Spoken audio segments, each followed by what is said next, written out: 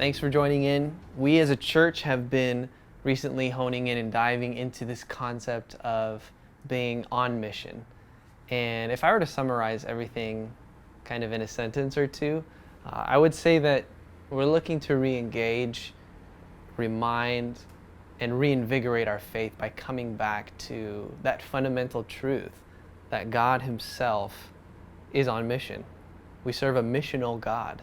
He's moving, He's active, He's up to something. God is on mission to redeem all of His creation. And we, you and I, we're fortunate to play a part in that story, in that narrative. It's really quite amazing. And so just as a reminder, I think it's important to remember that it's not the church that has a mission. It's that God's mission has a church. And so I really felt the Spirit calling me to this concept of being missional minded. I've loved what we talked about, what Jordan's talked about, kind of summarizing everything, and Anthony giving us a great lesson last week. And I felt moved to talk about a couple of things that I feel like will really set great foundational pieces for us if we want to be missional minded. And so the first point, I rarely have points, but the first point that I have today is to pay attention, okay? The first point is to pay attention. So do you guys like magic tricks? I love magic tricks personally. I think they're amazing. And I wish I had the skills to do magic tricks for you guys today, but I do not have them. But there's a trick called the color changing card trick that I've loved over the years. So let's watch it real quick. Hi, I'm Richard, this is Sarah, and we're going to perform the amazing colour-changing card trick with this blue-backed deck of cards. Now the idea is very simple. I'm just going to spread the cards in front of Sarah and ask her to push any card towards the camera. Right, okay, let's see. I'm going to go for this card here. Okay. Now Sarah could have selected any card at all from the deck, but she selected the card which is now face down on the table. And what I'm going to ask her to do is show us which card she selected. Right, so the card that I chose was in fact the 3 of diamonds. The 3 of diamonds, okay, an excellent choice. That card goes back into the deck. Now I'm just going to spread the cards face up on the table. Do a little click of the fingers, and you'll see that Sarah's card here has now got a blue back. Not particularly surprising. What's slightly more surprising is all of the other cards have got red backs. And that is the amazing colour-changing card trick.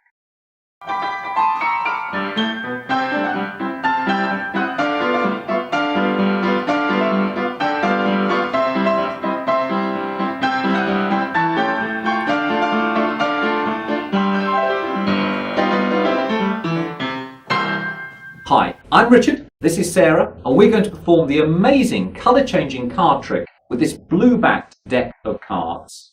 Now the idea is very simple. I'm just going to spread the cards in front of Sarah and ask her to push any card towards the camera. Right, okay, let's see. I'm going to go for this card here. Okay.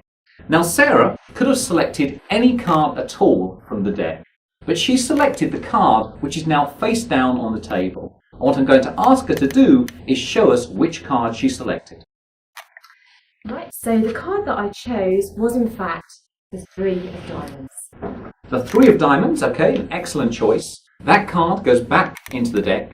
Now I'm just going to spread the cards face up on the table. Do a little click of the fingers, and you'll see that Sarah's card here has now got a blue back. Not particularly surprising. What's slightly more surprising is all of the other cards have got red backs. And that is the amazing colour-changing card trick.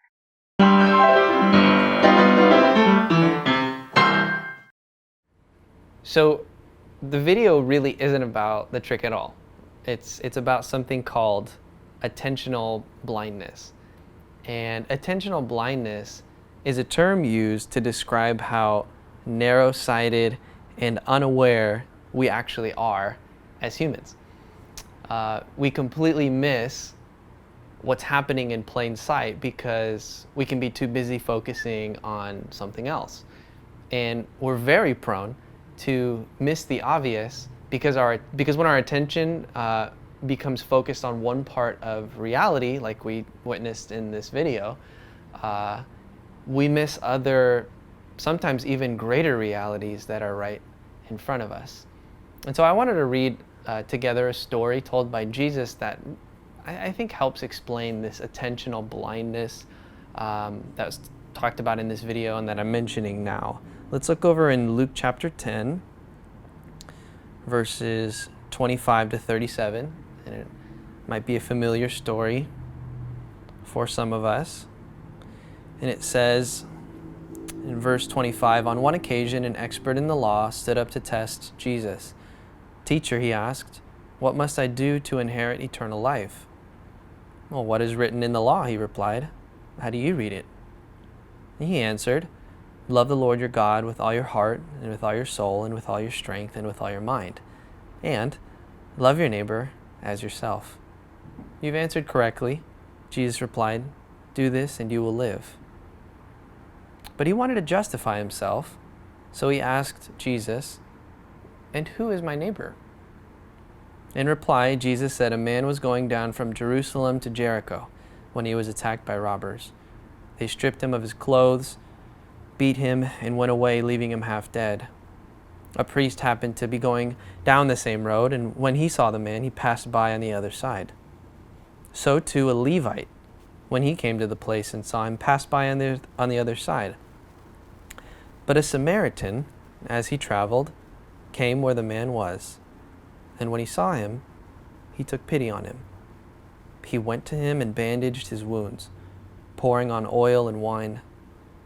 Then he put the man on his own donkey, brought him to an inn, and took care of him. The next day he took out 2 denarii and gave them to the innkeeper. 'Look after him,' he said, 'and when I return I will reimburse you for any extra expense you may have.' Which of these 3 do you think was a neighbor to the man who fell into the hands of robbers?" The expert in the law replied, "The one who had mercy on him." Jesus told him, "Go and do likewise." So here's a classic example of a person, or people in this case, who have attentional blindness, I'll say.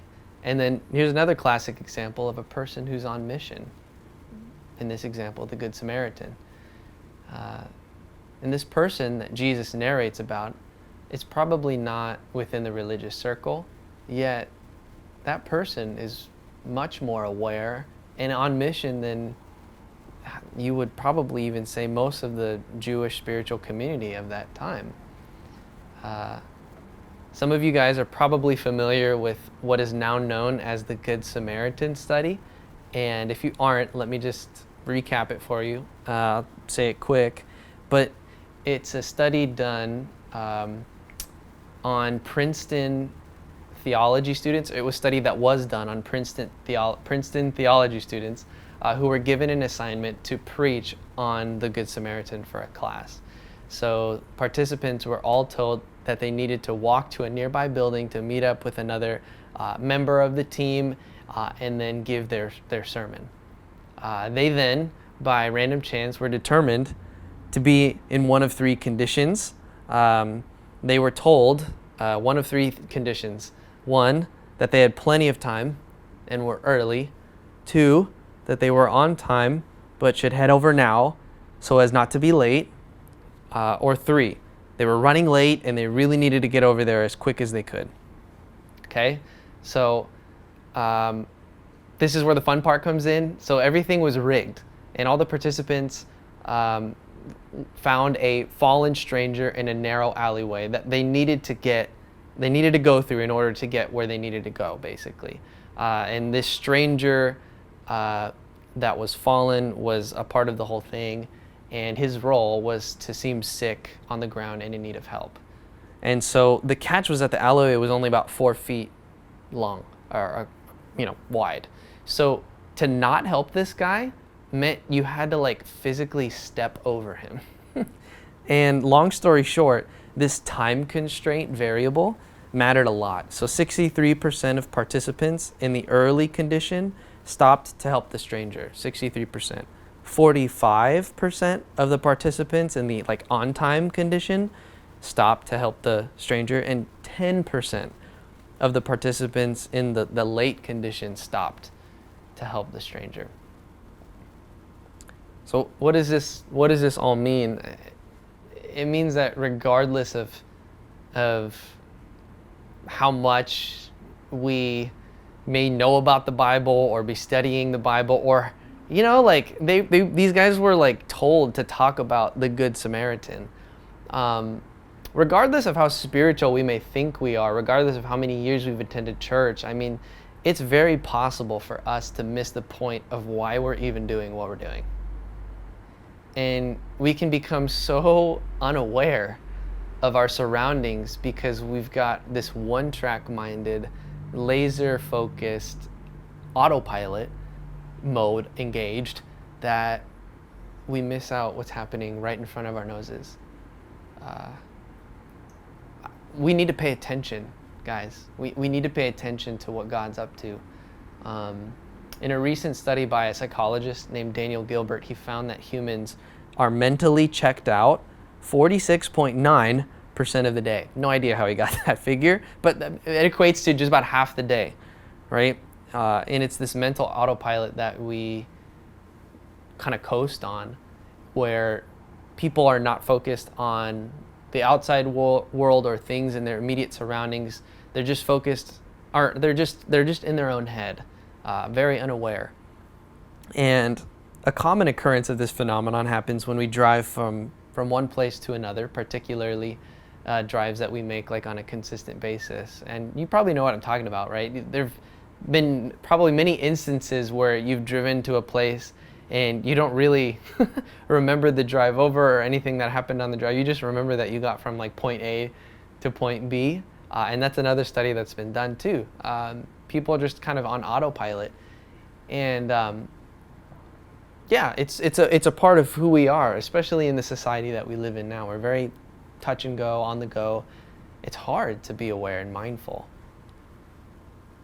So let me talk about how this can apply to our faith, because I think at a certain point, it becomes very easy for us to hit the autopilot mode on our Christianity.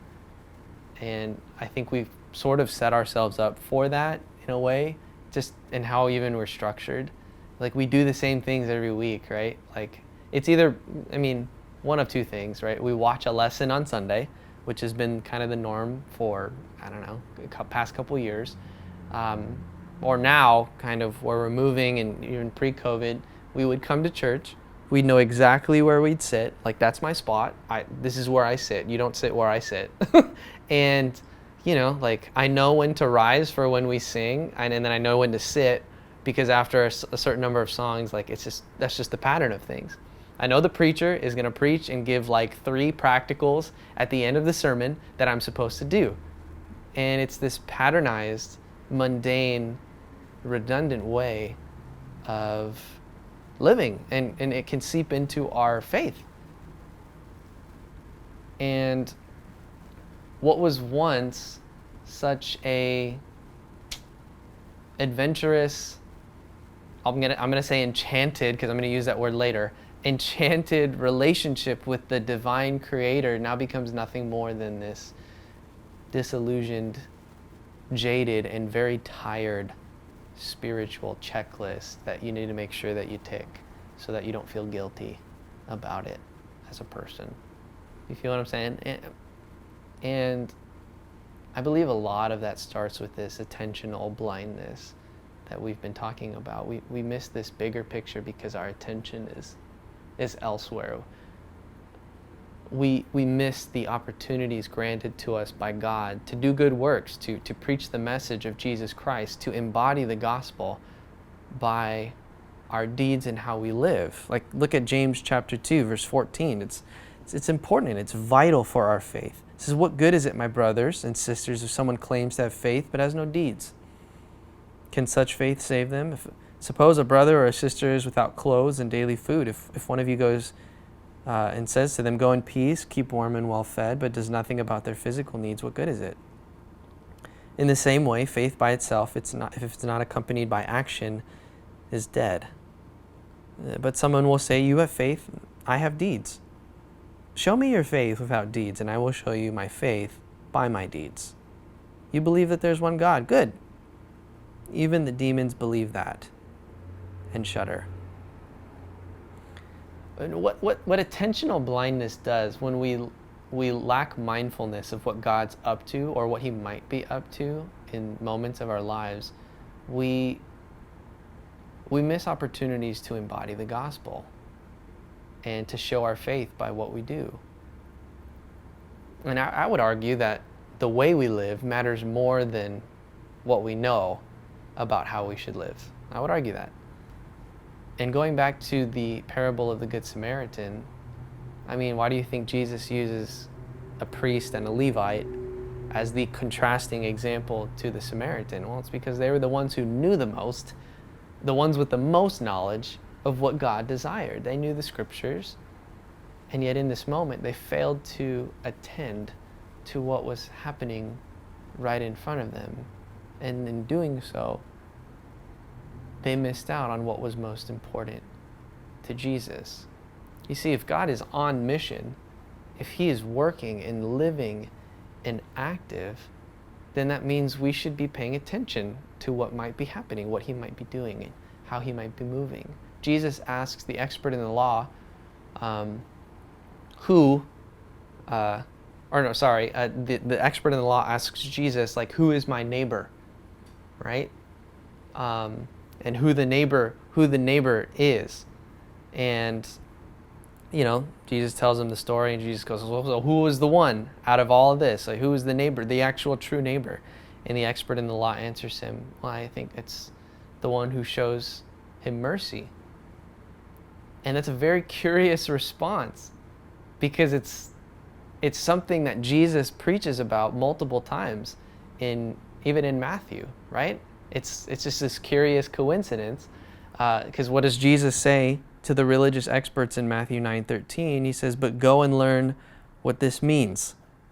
He's quoting from Hosea. He says, "I desire mercy, not sacrifice, for I have not come to call the righteous, but sinners." And this is quoted twice in Matthew. Jesus says this. And it's such a significant statement from him, because by this statement, he's essentially signaling a dramatic shift in how we view our faith and operate within that faith. It's a shift from this external to internal, from the offering of things like animal sacrifices to the offering of the self.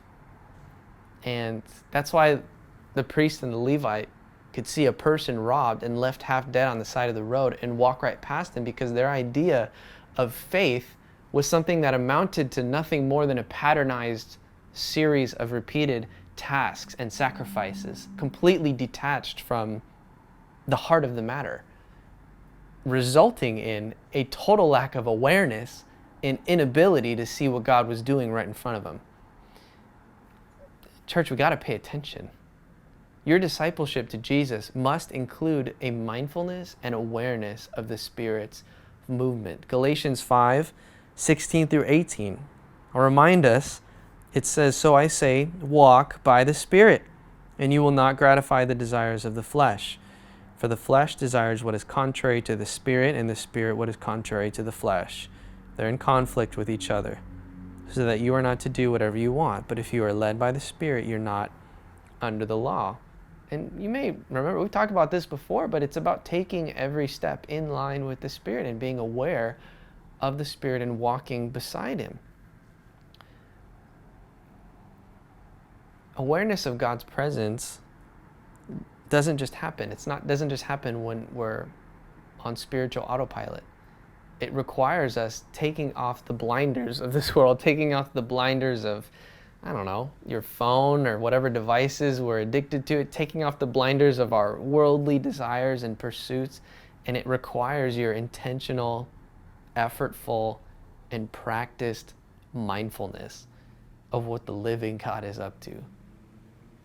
So, I mean, even last week, relating it to what we talked about last week. Last week we talked about finding a fishing hole where we could share our faith to others. But in order to find that, that's going to require you being intentionally mindful of what's happening around you, right? That's not just going to fall into your lap, maybe, but you're still going to have to be aware of the opportunities God might be presenting you with. It sounds much easier than it actually is. Because it's so much easier to choose sacrifice than it is to choose mercy. Like when we went to Pu'uhonua Owainai last Saturday, like we met with one of the coordinators there, and Jordan mentioned him. His name is Stevie. He's an awesome, amazing dude. And we got there, and like Jordan said, like we were kind of ready to just do work. But Stevie was more interested in talking story and getting to know us, and with us connecting with the community. And through like our conversation, he kind of just started talking about how there were, like a good amount of corporate entities and, bigger companies that had come and gone and kind of just given money or financially to the refuge. But they wouldn't really come to build connections or listen to the people's stories or build relationships at all with the people there. And as Stevie said, that that's what he desires the most, is people who care enough to listen and to get to know the stories of people who have been heavily marginalized. But like I said, it's easier to choose sacrifice than it is to choose mercy, because one involves you giving of yourself. And it's easier to do that. But let me remind you, church, you and I didn't choose the easy way when we decided to follow Jesus. We didn't choose that. We didn't choose to follow Jesus so that life would be easy or that we would reign in all the blessings. Those are secondary. Blessings are secondary. Salvation is secondary. I'm going to say that. We chose to follow Jesus to the ends of the earth, to be the salt of the earth, to be the light of the world. We chose him to deny ourselves, to carry our cross, and to be his representatives here on earth, and carry out the mission that he was carrying out from his Father. And that was what? To redeem the entire world, to redeem all of creations. So the implications of that are just huge. It's huge. And the Bible calls us to remember and pay attention to these implications. Hebrews chapter 2, verse 1 says, "We must pay the most careful attention, therefore, to what we have heard, so that we do not drift away. For since the message spoken through angels was binding, and every violation and disobedience received its just punishment, how shall we escape if we ignore so great a salvation? This salvation, which was first announced by the Lord, was confirmed to us by those who heard him. God also testified to it by signs, wonders, and various miracles, and by gifts of the Holy Spirit distributed according to his will." I don't think I have to explain too much here for us to understand the gravity of the message of Jesus, right?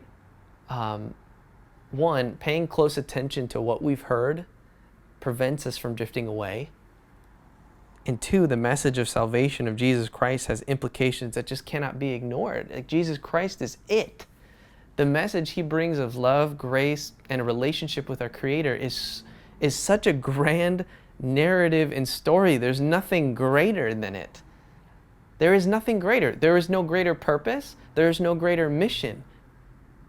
And I think we have to come to understand that. Like, we are on mission from God. We're literally talking about God who himself is on mission. And when you and I realize just how massive of an undertaking that is, then we will see why the missional church is so needed in a world that's broken and reeling and hurting and desperate for everything that God and Jesus offer. And so in order for us to, I think, understand and participate in the mission of God, I think the second thing that it requires of us.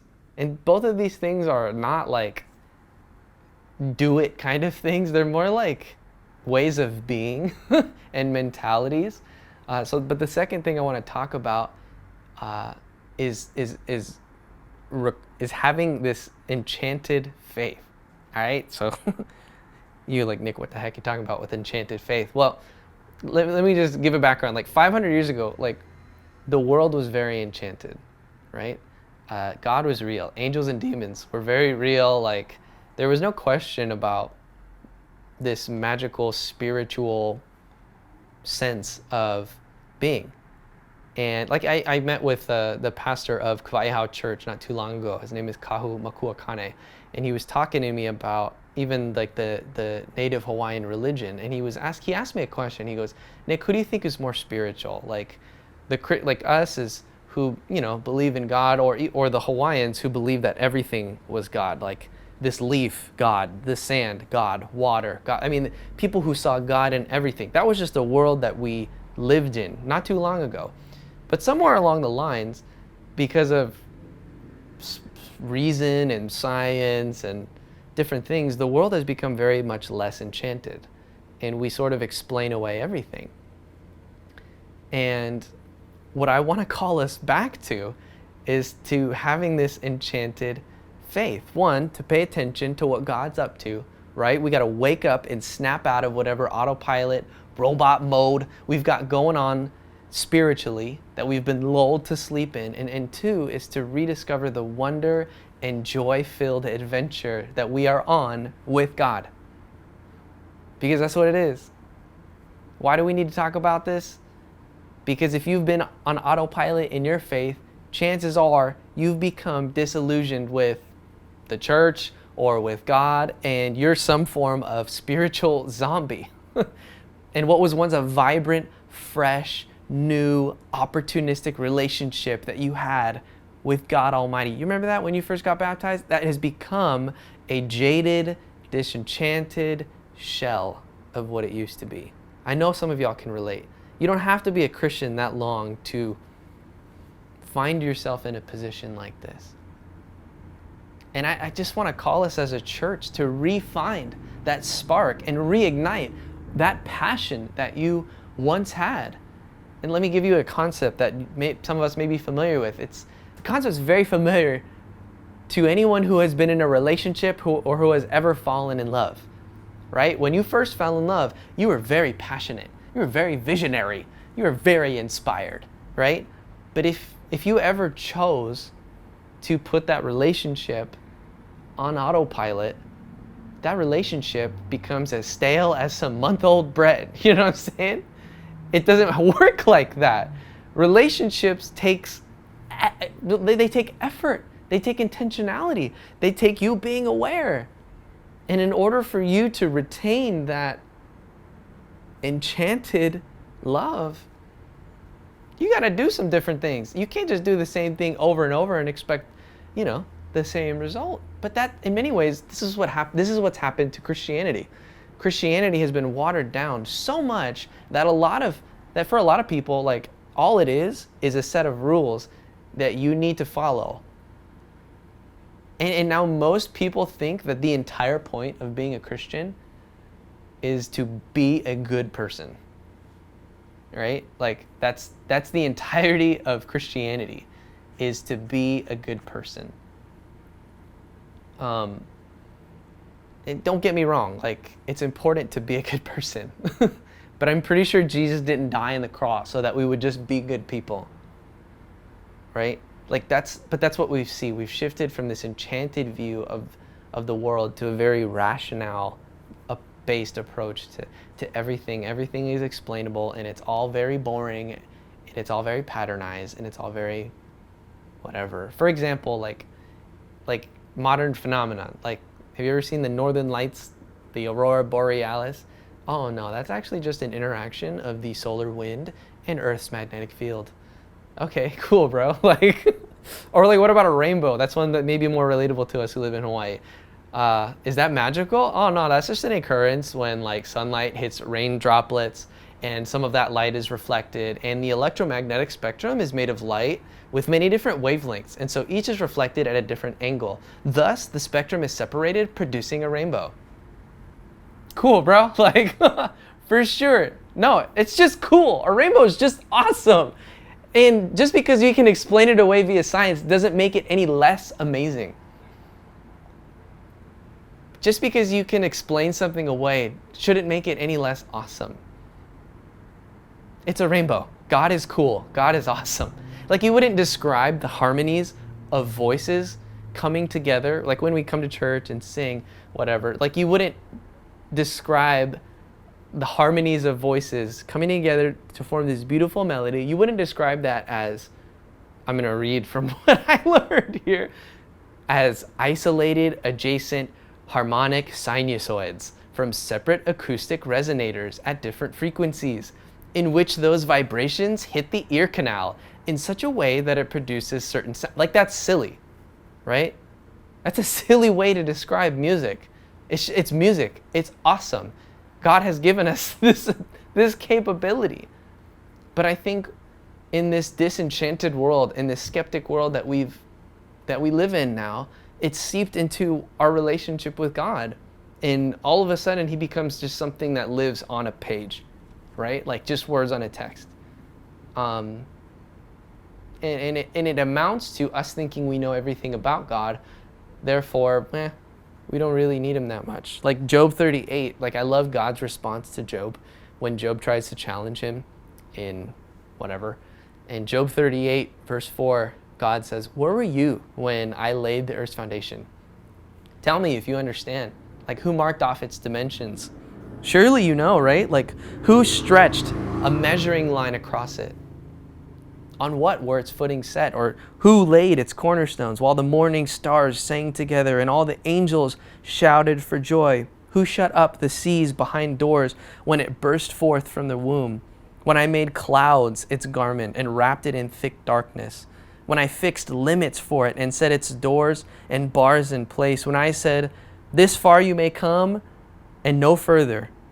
Here is where your proud waves halt.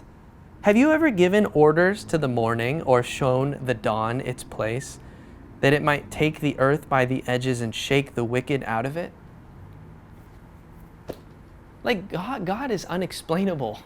He is magical. He is grand. He is great.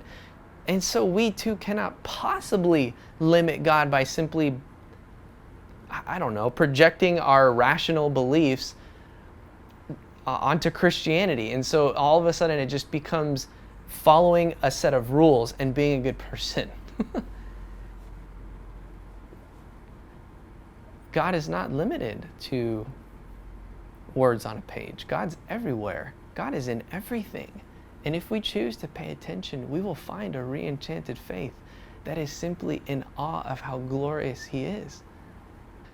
And that's why, like, even as we've read some of Acts, you're going to find a church that is so radically bent on preaching the message of Jesus. It's because God, to them, wasn't something that just lived in their heads. He was something that they experienced in every facet of their lives. They were enchanted. It was bigger than themselves. This was it for them. They had found the living God, and they were swept up by something larger and greater than themselves. And thus, they chose to participate in the life of God and his mission. That sounds a lot cooler than like just coming to church on Sundays and calling yourselves a Christian. I mean, the adventure in our Christianity, in our relationship with God, that needs to be brought back to the life of the church. Because if it doesn't come back, then we're just going to end up callous and without the joy that comes with being in a relationship with God, right? Like, this is a divine purpose that God has called you and me to. Like, we've got to realize that. On mission, it means something. It means something. And that same calling that they had back in the day is the same for us. It's no different. We are on mission. It is the same mission Jesus announced in Luke 4. Verse 18, he says, "The Spirit of the Lord is on me, because he has anointed me to proclaim good news to the poor. He has sent me to proclaim freedom for the prisoners and recovery of sight for the blind, to set the oppressed free, and to proclaim the year of the Lord's favor. As Jesus was on mission, you and I are on mission. And I just wanted to convince you that it's an adventure of a lifetime. Like our walk with God was never meant to be mundane or boring. We are a church that's on the move, on the go. It's good that we're not comfortable in a certain place. We do need to be kept on our toes. And I think we need to grow in our faith, in our enchanted faith, in just recognizing God for who he is, that he's alive, that he's in everything, that he's everywhere. Life with God is a life of purpose, meaning, inspiration, and vision. And that's why I just felt like the Spirit called me to present to the church, to us, with what I believe will help us realign ourselves with the mission of God and recapture the heart of God. There's a lot more that can be said, and I hope I made sense. But it's not a technical solution that's going to get us there. Like, oh, read your Bible more, or just pray more, or share your faith with a certain number of people, or even come to church more consistently. It's not just that. Like, we need to wake up from whatever spiritual cruise control some of us are on and start paying closer attention to what God's up to and walk by the Spirit. And two, if we can do that, if we can start paying attention, then I believe that the church will find the mission of God and have a re-enchanted faith and experience God as a living, vital presence in our lives, rather than something just limited to, however we want to limit him. So if I had to give a practical at all, it would be this. If you feel at all disillusioned, disenchanted, stale, or tired in your faith, I want to encourage you to hit the spiritual reset button in your life. What does that mean? Take a small retreat. What's shorter than that? Drive to the nearest beach or place where you best experience the presence of God, and just sit down on the sand, look out at the ocean, and don't say not a one word. And just take a deep breath, close your eyes, and be mindful of the God that is right here. You don't got to say anything. Just experience the presence of God by practicing mindfulness. And I promise you that something as simple as that will bring you greater awareness of God, what he might be up to, and where he might want you to go. And it's going to go a long way in helping you to find a re-enchanted faith in him. So guys, thank you so much for joining today. I really appreciate you all. Let's be on mission as a church. Pay attention. Let's re-enchant our faith. Love you guys. Before you go, don't forget to like, share, and subscribe. You can also follow us on social media and find the link to our connection card down in the description below. Thank you so much for joining us. Have a great week, and we'll see you next time. Bye!